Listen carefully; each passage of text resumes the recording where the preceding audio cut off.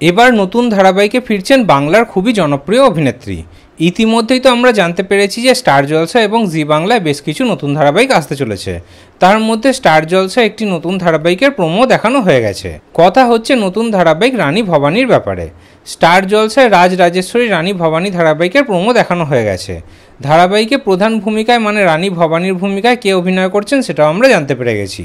ওদিকে এখন দর্শকদের প্রশ্ন হলো যে জি বাংলায় রানী ভবানী কে হচ্ছেন। এবার সেটাই কিন্তু জানা গেল।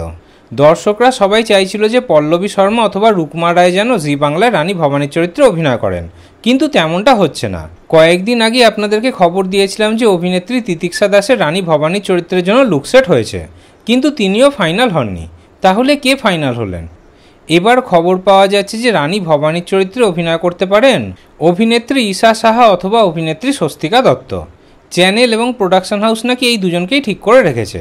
এই দুজনের মধ্যে যে কোনো একজনকেই ফাইনাল করবে তারা। তাহলে জি বাংলায় রানী ভবানী হতে পারেন অভিনেত্রী স্বস্তিকা দত্ত অথবা অভিনেত্রী ঈশা সাহা। এই দুজনের মধ্যেই একজন ফাইনাল হয়ে যাবেন। অভিনেত্রী ঈশা সাহা যদি ফাইনাল হন তাহলে প্রায় 9 বছর পর আবার বাংলা ধারাবাহিকে ফিরবেন তিনি। তাহলে আপনারা কি চান, অভিনেত্রী ঈশা সাহা নাকি অভিনেত্রী স্বস্তিকা দত্ত? কে রানী ভবানীর চরিত্রে ফাইনাল হোক? এই বিষয়ে আপনাদের কি মতামত কমেন্টে অবশ্যই জানাবেন।